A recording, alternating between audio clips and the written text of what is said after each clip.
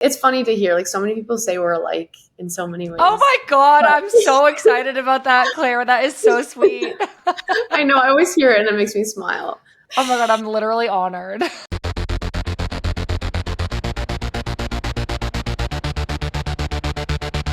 I am so happy to be sitting down with an incredibly confident, talented, intelligent, exciting player, a leader at just 19 years old, someone who is well on her way to greatness. It's Kansas City Current and U.S. Women's National Team midfielder, Claire Hutton. Claire, welcome to the show.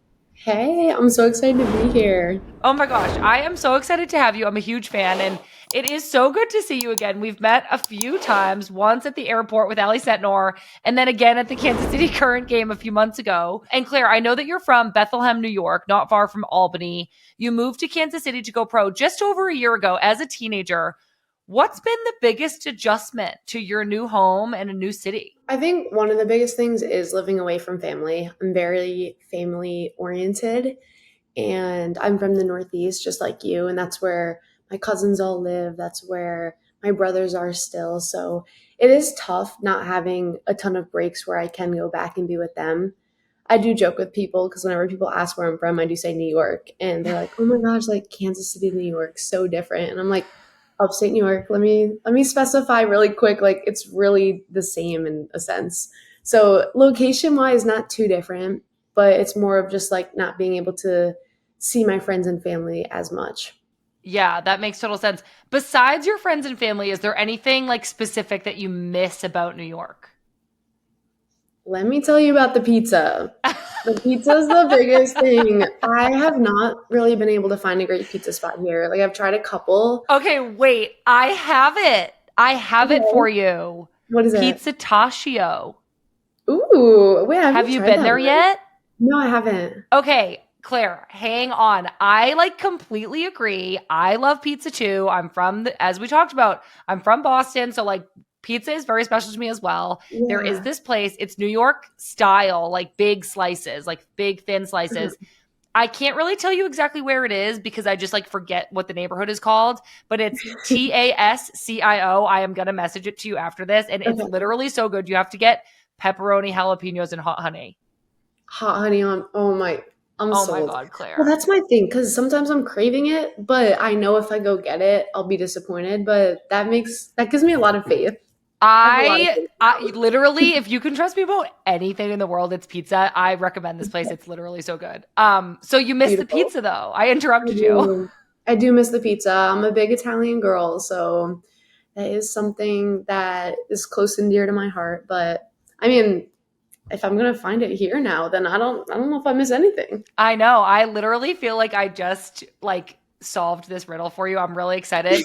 Okay, I want you to take us back to your childhood in New York a little bit. You grew up with your parents and two brothers, and I heard that you gained a reputation around town for always having a soccer ball at your feet, like not just out at the field, but like literally walking around in the store. Do you have an early memory of realizing that soccer was what you wanted to do with your life? I don't have like one moment, but I just know I fell in love with the game so early on. Um, I think my older brother, he's 18 months older than me. He was kind of like it was like whatever he did, I decided I wanted to do. How siblings always work out like that. So he started playing soccer for the local town team when he was, I'm gonna say 6 years old. And so I was 4.5 at the time. And he went to the park, and I was like, "Well, I want to go. I want to go play." And my mom was like, "Well, you're not old enough. You can't." Begged her to buy me my first cleats. And then since then, I kind of just absolutely loved it. I dabbled in other things. Like I did gymnastics growing up, I did flag football, basketball, softball, like everything. But soccer was the one thing that I was like, I need a ball on my foot all the time. And like you said, the ball was always on my foot. Like I literally brought it to the mall with me at times. And I took it so literally of the more you're on the ball, the better you'll be. And I I guess mean, I just took it and flew with it. I can see a lot of young kids hearing this and like literally copying you and doing the same thing. I Um, hope so. I know. I mean, I think it's true. It's funny. I remember specifically this ball. We got me and my sister, who's actually 18 months older than me as well. We got gifted these like neon balls, and mine was like bright green, and Christy's was like bright orange. and we would use them so much that like the outer layer of leather had like peeled off. I'm sure this happens to everybody, but like then it was just the like brown, dirty, like plastic or whatever it is underneath. And it was just this like almost badge of honor of like, well, we're wearing out the balls because we're practicing Yeah. so much. So that like really resonates with me. And I think it's actually great advice for kids. You were such a standout player for your high school team. You started playing varsity when you were 12 years old. Is that right? Yeah. So my school was like, if as soon as you were in seventh grade, if you were asked to try out, you could for the varsity team. So I was the second player in our high school's history to play on the varsity team seventh grade. Oh my Yeah. gosh. Was that kind of intimidating to play with older girls? I don't know. I feel like it was very eye-opening. I think that would be the word. I don't know, intimidating. I always grew up playing with older girls, but like seventh grade to then senior in high school, that dynamic definitely was a little different. But within that year, I gained like 10 older sisters. Oh, So it was honestly the most amazing thing. One of them is my neighbor back at home, and I still see her when we played Orlando this past year. She lives in Tampa now. Like she drove up and we went to Disney the day after the game. So oh. yeah, I'm still like best friends with some of those girls. It's amazing. Oh my gosh, that's really cool. Well, I know that you led your team to state titles, you got all state honors, you set records, you were even named New York State Player of the Year. And then COVID hit and everything really slowed down. And I've always really wondered how COVID would affect players your age who were kind of in like really crucial development years, and all of your programming and kind of organized training stopped for a period of time. So I'm curious to ask you how you think you were able to keep growing your game even when everything was kind of on pause. That's actually a really good point with the organized stuff stopping. But I think for me, and when I look back at my career, what made my development so different is how much I did on my own and individually. And when COVID hit, I remember bringing this like slideshow plan to my parents, and it basically was all about a wall.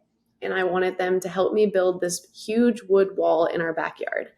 And in our backyard, we have a pool area, and then we have an area that's probably like half the space of an 18-yard box, and then just a big hill.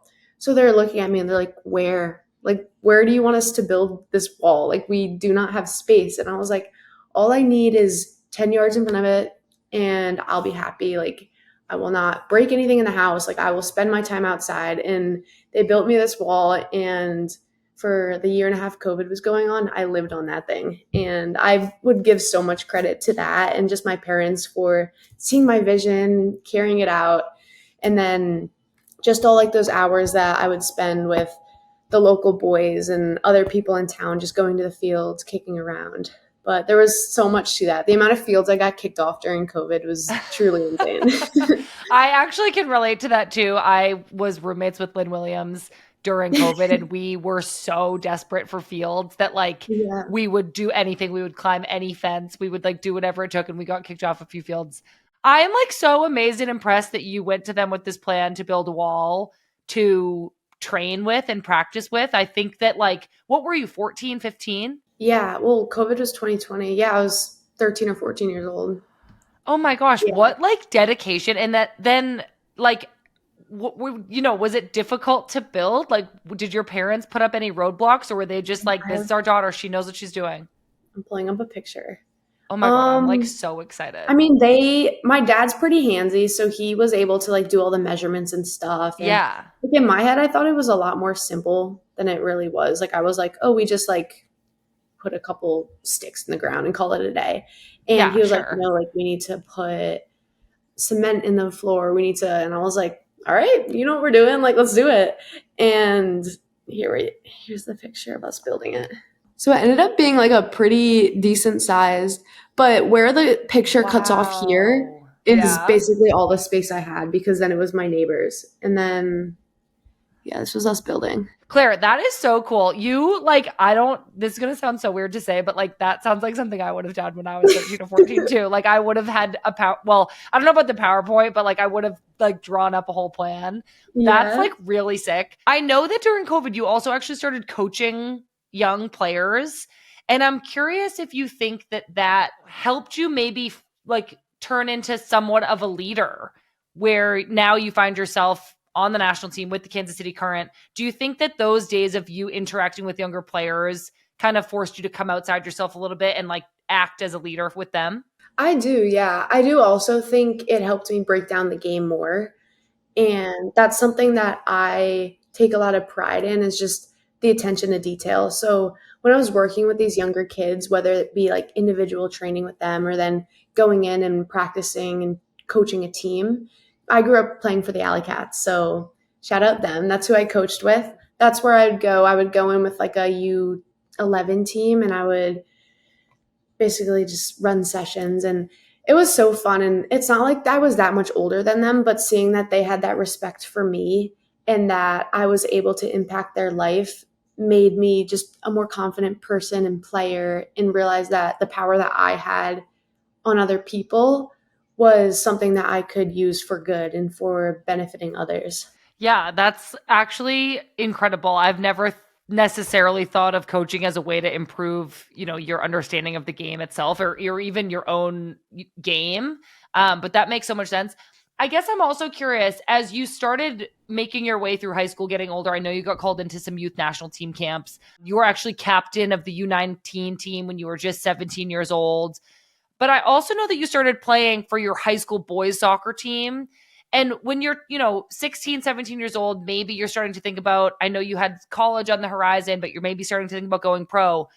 What was that like to play with the boys? And do you think that being exposed to that elevated your game and made your next steps even clearer? Yeah, I think 100%. Just the opportunity to do it was amazing. And I do think just that game in itself, the boys' game, is a whole different game from the women's.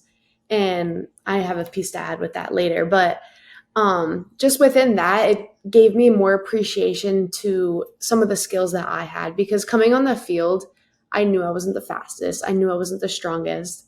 And when I started playing with them, the coach just put me out as a winger. And I was like, what are we doing? Like, Come I on. can't run past people. I can't. So it just kind of gave me a new appreciation and like helped me look at the game a little bit differently of, okay, Yeah. when I get the ball here, I'm going to have to do this because obviously speed isn't going to work. And I wouldn't say I'm the fastest player by any means. And we joke about it on my team too. Even in the league, like I'm on a team with Temo Chawinga. I'm on a team with Michelle Cooper. Those players will blow by you, and defenders that I play against, but it's the same thing. You don't necessarily need speed to be great. And playing with the boys helped me a lot understanding that and showing like what type of skills I can use in certain circumstances versus just running by people. That is so smart, Claire. And I think I have had similar experiences like training with, local boys teams in the off season to train. And it's so interesting because there are ways that they can outplay you. But then there were ways that I was like, oh no, like you can't loft this ball 30 yards the way I can.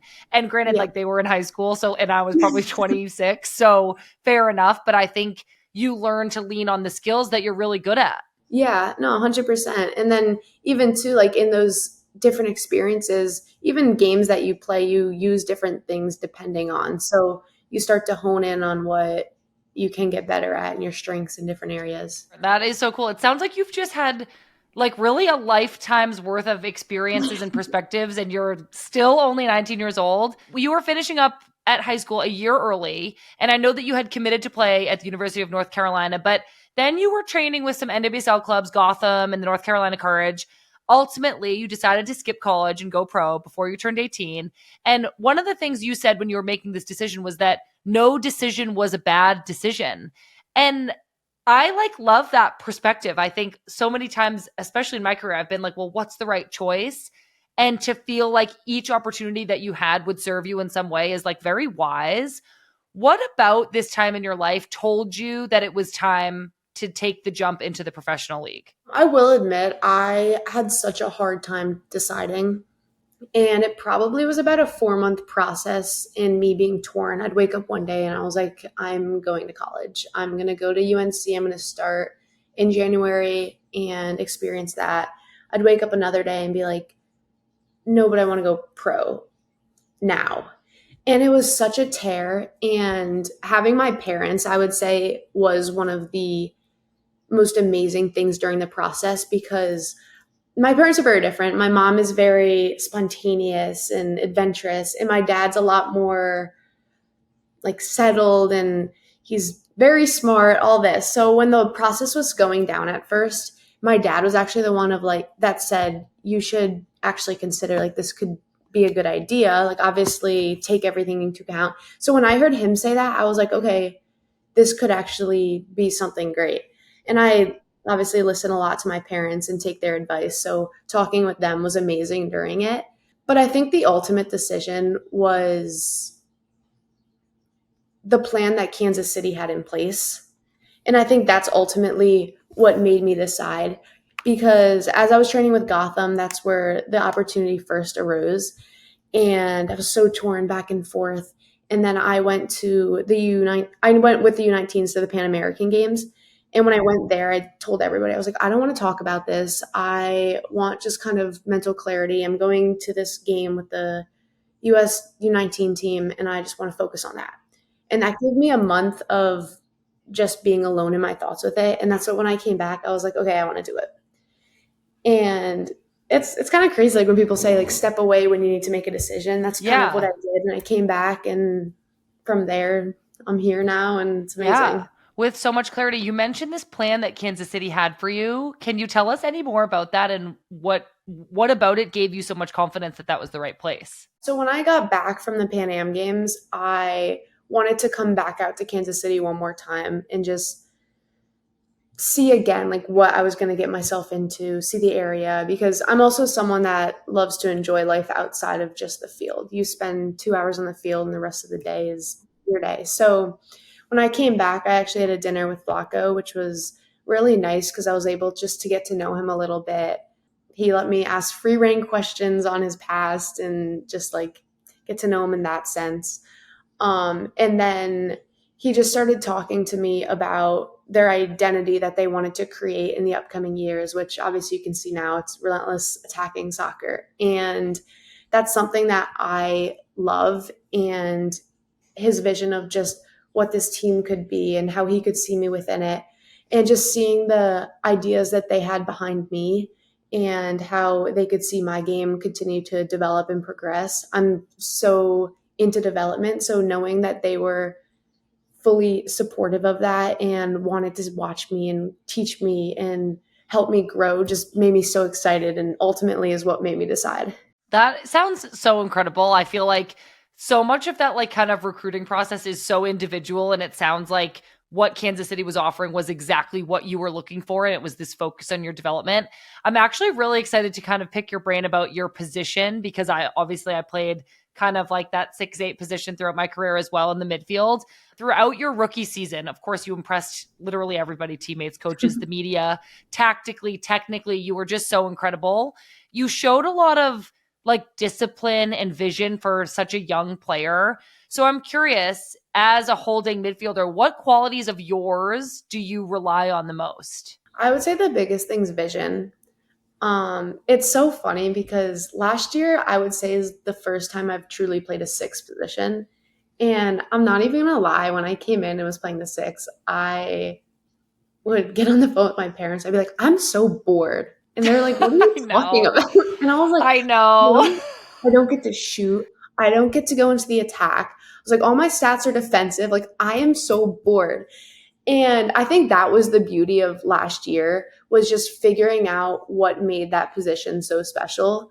And I think that position is so unique because the people who appreciate it are the ones that understand soccer.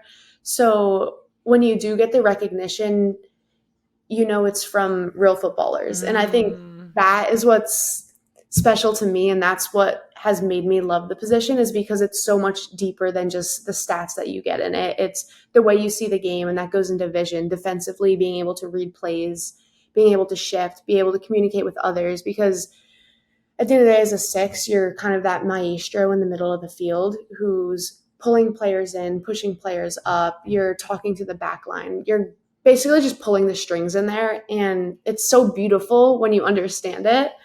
But you also have to understand that not a lot of people understand what you're doing. I get that. I mean, there is so much discipline you have to like you have this itch to get forward and just go running into the box, but it's Mm-hmm. so important for your team sometimes to have that six holding so that you have an extra number back.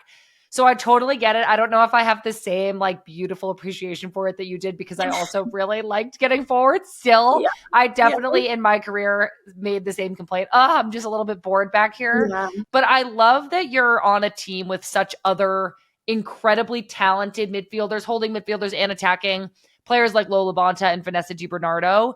And I think one thing that's really special about your Kansas City team is that there's this blend of experience and youth. There's you, there's Michelle Cooper. Like, your team has come together in such a unique way, and I'm curious how you're learning from the veterans on your team and what they've kind of offered to you as one of the newer, younger players. That's a great way to put it. I think it's amazing just to be alongside. Like, when I'm in the middle, we play as a double pivot. So playing next to Lo, the amount I've learned from her and just her personality and the energy she brings off, it's infectious. So as I'm playing next to her, she's constantly talking to me. She's constantly giving me feedback. And for me, I just try to be a sponge with all that. And same thing with Vanessa. They have very different ways of communicating. Lo's a lot more intense, in your face, whereas Vanessa will like take the time to then sit and like show you on a board or anything like that. So it's very different styles, but I think that's kind of the beauty of it, just learning in different ways. It's like cute because like Lo will call me like her little junior, because that's my nickname on the team, Junior, and I'll just call her Lo Mama because obviously it's Lo. But yeah, it's such a cool bond that we have, and even just like the club providing that environment where we eat together, where we are basically always together during the workday, promotes those interactions where then our bonds grow on and off the field, and then let us share our stories and let us share what we know. And it's been amazing to play alongside them. That is awesome. I mean, your Kansas City team has been probably the most fun to watch. You're off to such an incredible start to this season. I know that you unfortunately weren't able to play in the championship game last year, which was at your home stadium, and that must have been frustrating. So I know you won't probably think too far ahead towards playoffs this year, but it does kind of feel like Kansas City has their sights set very high. What can you say about the ambitions of this team this season? It's always the goal to win. I think that's our biggest thing. We had a conversation and then like as our team with Laco and the coaching staff about a month ago about basically the final. And it wasn't that we sat down and we were like, look, like we need to win this. It was, we sat down and we said, we haven't talked about it because the expectation is for everyone to come in every day already with the mindset that that's our goal. Whereas I've heard some teams have a printed out trophy hanging in their locker room and they see it every day. And I'm like, okay, that's cool. But internally for us, that's our goal and that's what we're working towards. And I think a big thing with our club and with our mentality is that the next game is the most important. Don't skip ahead of yourself. And whether that be that the next game's a club game or even during July, it could just be a league game. It's ways to get players more comfortable in the field. It's ways to keep improving our team. And I think you can see that as our season's been going, we're just getting stronger and we're getting more dynamic. We can attack in different ways. And ultimately, that's going to help us win that championship at the end of the year. I love to hear that. I am excited for your Kansas City team. And I think that your play last year, really, obviously everybody noticed you were finalist for Rookie of the Year. And then this past January, just after your 19th birthday, you were called into the U.S. Women's National Team. It was Coach Emma Hayes' Futures Camp. So this was a camp designed to help Emma grow the U.S. player pool by seeing players in a camp that, from what we've heard, has really mirrored the senior camp. I'm sure that you spoke to Blacko about this opportunity. And I'm actually wondering if he had any advice as former head coach of the U.S. Women's National Team. Yeah, he was amazing about it. We actually sat down in his office and talked for a good 45 minutes to an hour about it. And even with that, we just talked about his experience with the national team. And he's just such a genuine human where he'll tell you everything. Like, he'll give you all of his advice. He spoke so highly of you too. It's amazing. It's funny to hear. So many people say we're alike in so many ways. Oh my God. I'm so excited about that, Claire. That is so sweet. I know. I always hear it and it makes me smile. But yeah, no, he was amazing. Oh my God. I'm literally honored.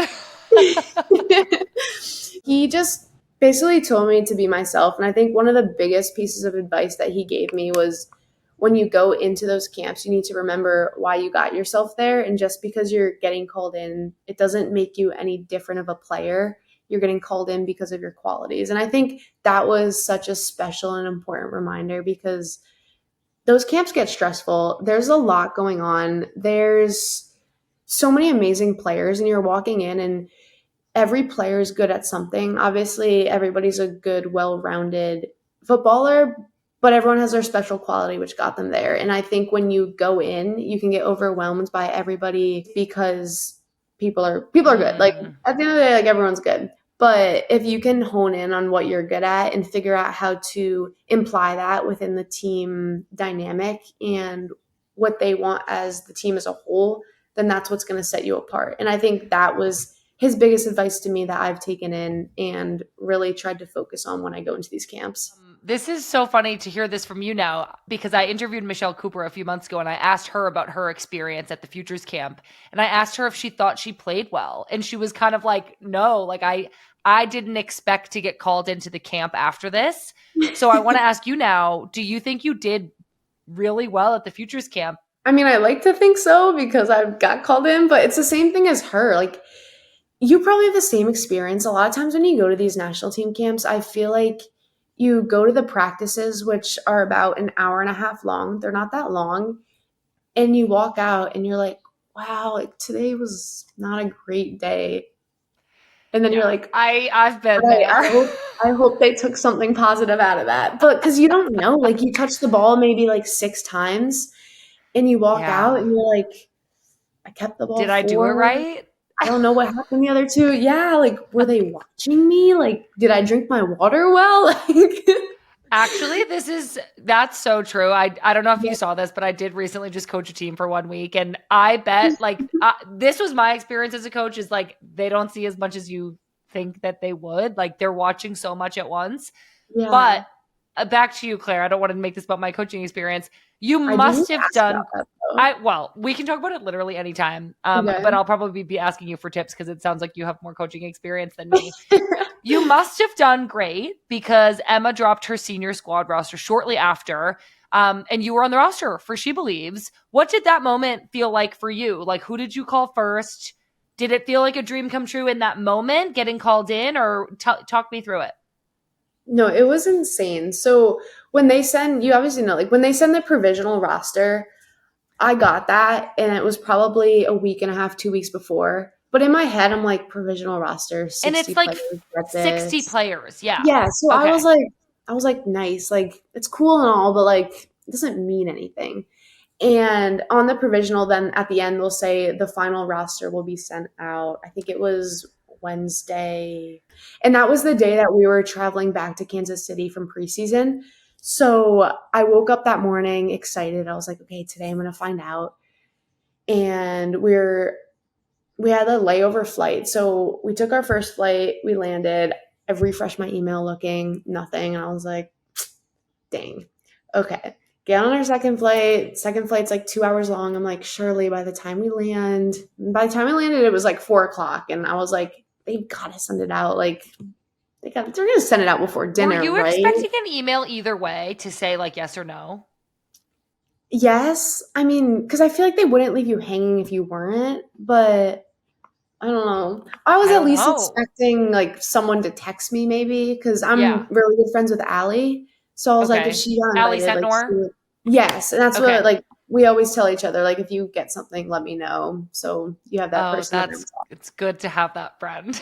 Yes, yes. So then we land in Kansas City again. Refresh my phone. I'm sitting on the plane, nothing, and I was like, dang it. Okay, walk down to check our bags, and next thing you know, I see like Michelle talking to our GM, and I just kind of like walk by, like whatever.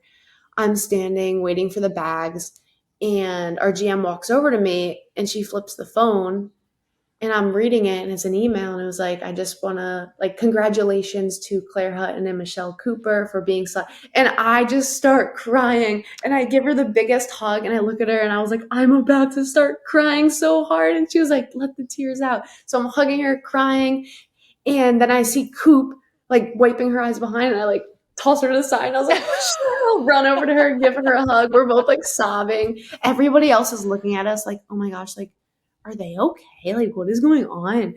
And then like our GM told them, they all came and hugged us. And I walked to the side and called my parents. And yeah, I Oh. called my mom. She started crying and tears were everywhere. But it was one of the most amazing feelings I've ever had.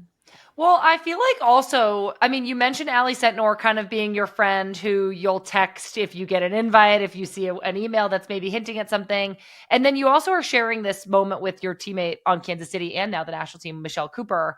I feel like in my national team experience, it's those friendships, the ones that you like, maybe you're kind of getting on the team together, or it's the person that you trust to, text them when you get an email because you want to know if they got it and you want to communicate and help them through those moments as well. Do you get that sense that Allie and Michelle are going to be your friends through this journey for a long time? 100%. And I think it just also goes with they understand what I'm going through because they're also going through it. And it's those type of people that I feel like you can't take for granted in life. And being able to experience with them all these things and travel with them and have these first times with them, it's so funny because obviously we have different perspectives on things. So even too, like we'll go to a meal room, have our dinner or whatever, and then we'll like do a debrief and be like, so what'd you think about that conversation? Like, did I look good today? Were my conversations good? So it's like it's those little like nuances that you just can't take for granted, and those people just make it so special. I know. It is so special. And I think that when we see the three of you playing on the field, even, I mean, in your debut game against Australia, you passed the ball to Ali Setnor. She got the ball to Michelle Cooper. Michelle scored. And those moments, and even hearing you talk about this, feels like the future of this team. I think as fans are watching this team kind of go through this evolution, a lot of veterans have retired and stepped away. And a lot of newcomers are like emerging as the new faces of the team. We're getting ready for the World Cup in a couple of years. What would you tell fans about the youthful energy of the team now? I think my biggest thing is just stay ready and stay excited. And I think that even goes for all the players in the league. I think Emma showed with calling low in that if you perform well, you're going to get an opportunity. And I'm so grateful for that because that is, I think, what got me here too. So I think it also just creates this kind of like competitive pot where you never know who's going to be called in. But with the fans, they should be so excited because this is just going to create such a strong roster for that 2027 World Cup, which I have my goals of playing in and hope that I do make that roster. But with all these new youngsters coming up and all this experience that's to be gained, it is so exciting. And whoever is watching it right now from an outside perspective, they're basically experiencing something that hasn't really been done in US soccer before with all these experiments and trying new things and bringing younger players, playing with Lily Johannes is amazing, playing with other teenagers all in the field, lineups that I think what was the average of the caps for the lineup against Brazil? It was like 20 something. Like that's so unheard of, but it's going to make this national team so good and so competitive for the future. Oh my gosh, you're like getting me all fired up. I have just a couple more questions for you. I know I'm running long. I remember in my very early days with the national team that I'd be in training and I'd have to like mark Carly Lloyd or Abby Wambach on a corner kick. And I would just kind of be like, this is wild. Like these women were my heroes. And like, how am I playing on the same field as them? So I think, Claire, what I want to know from you is who are your heroes on this current team and what is that like to be on the same training field and game field as them? One of my biggest is Lindsay. I think it's just amazing. Seeing it for the first time, I felt like I was looking at a picture. Like it was the weirdest thing. I was like, "You've been on my wall in my bedroom for." I told this to her, so like I don't feel weird saying it now. It's like I need to get this past our Yeah, we relationship. need I to was like, "You've start been on here. my wall since I was little." Like, not to be weird, but like I just need to say that. And just kind of how she's taken me under her wing while we've been at camp, almost kind of like a big sister to little sister role. It's been amazing. And just talking to her about her experiences of when she first went when she first was getting called in, that in itself was amazing. And then when we were playing against Brazil in my second ever camp and cap. She came on the field, and it was it was definitely a pinch me moment in that second too. When I saw her get subbed on, I was like, wow, like I'm sharing the field with her. That was incredible for me. I think she would be my number one. It's so cool. Like even Lynn, I know you guys are best friends, like Yeah. sharing the field with her too and being able to sit at meal rooms and talk to her and just have normal conversations. Like I think my first like conversation about with her was about like one of my credit cards, and I was like, yeah, like I think someone's trying to hack me right now. I keep getting these emails. And she was like, you need to do something about that. And I was like, yeah, like help me, help me. And then we were like going through like trying to figure it out. And I was just like, wait, Lynn Williams is helping me with my credit card right now. This is weird. I know, it's like so surreal. I can totally relate, and it's really really cool. Like someday you'll just find that you're like texting them normal and like they're your Yeah. friends, and it's like so crazy. Okay, I know that you're going to be playing in this next set of friendlies against Ireland and Canada, and as you keep getting called up for more rosters, you're playing more with this team. We talked a little bit at the beginning of this about like what you bring to that 6'8" position, and you talked a lot about vision. What do you personally hope that you can bring to this national team roster? Like, what do you think is that special quality that has brought you here? One of the biggest things is my defensive attributes. And I think that's what kind of I dialed into last year, and being able to read the game, being able to control the tempo defensively. And I think that's what I'm going to be working on very hard this next camp, cutting off passing lanes, controlling where the ball is going with them. And then when I get it, finding that first pass forward and accelerating attack, kind of like what we do at Kansas City, because we have such a strong front line with the national team as well. So being able to be that first pass leading into then the attack into the final third, or even just that seam one to seam two pass, I think is going to be so important. So just those little things are what I'm going to be focusing on. That's amazing. Well, I'm so excited to watch for that. Claire, this has been seriously so nice. I like have loved chatting with you, and I feel like you have the brightest future for the national team, for the Kansas City, for whatever it is you set your mind to. My last question really is, now that you're finding your place in the NWSL, you're navigating the national team system, you're doing so much at such a high level for a 19-year-old person. So what do you do to, not just be this kind of soccer legend in the making, but to just be a 19-year-old Claire?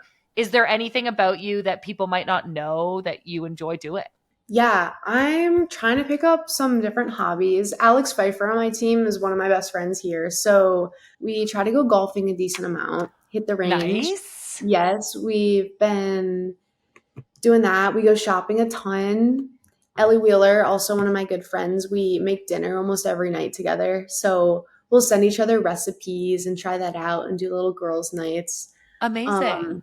yeah, so I just like try to do just little things to get my mind off of soccer. I love going to farmers markets, getting Ugh, produce there, walking around. Um, yeah, I live with a roommate here, so a lot of times we'll just do little like arts and crafts and stuff like oh my that. And gosh, Claire, I'm yeah, obsessed. no, so it's fun. Yeah, I enjoy it. Just kind of like little girlhood stuff, you know. Oh my God. I love you. I feel like we like would be friends, and I hope that we are.